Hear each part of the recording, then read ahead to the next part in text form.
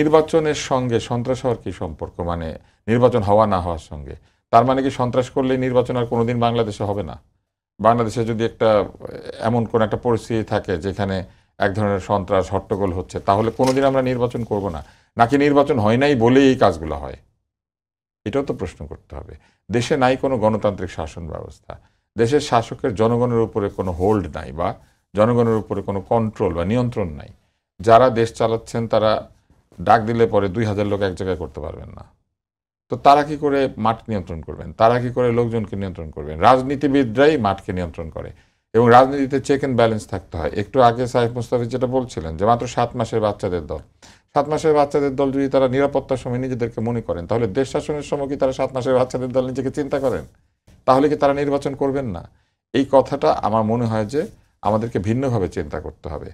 কে বাচ্চা কে বৃহৎ তার নিয়ে তো কিছু আসে যায় না, সবারই নিরাপত্তা পাওয়ার অধিকার আছে। আজকে যে পরিস্থিতিটা তৈরি করা হয়েছে সেখানে আসলেই এনসিপি সবচেয়ে দুর্বল জায়গায় আছে, কারণ তাদের না আছে গুন্ডা, না আছে পান্ডা। 2-4 জন তারা যাও একটু মুচলেকা দিয়ে ছাড়িয়ে এনেছিল, অতি সামান্য চাঁদাবাজ, তাদেরকে ধরে টরে ফেলা হয়েছে।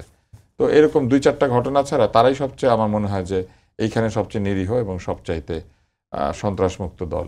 যদি তাই হয় তাহলে তাদের তো আসলেই প্রচারণা চালানোর অসুবিধা হবে। তাহলে এই দলগুলিকে নিরাপত্তা কারা দিবেন? সরকার দিবেন না? নির্বাচনের সময় সকলকে নিরাপত্তার দায়িত্ব সরকারকে নিতে হবে, সকল পক্ষের। কিন্তু সেটা কি তারা নিতে পারছেন? তারা এখনো ব্যস্ত আছেন যারা নির্বাচন করছে না তারা যদি বেরোয় আসে।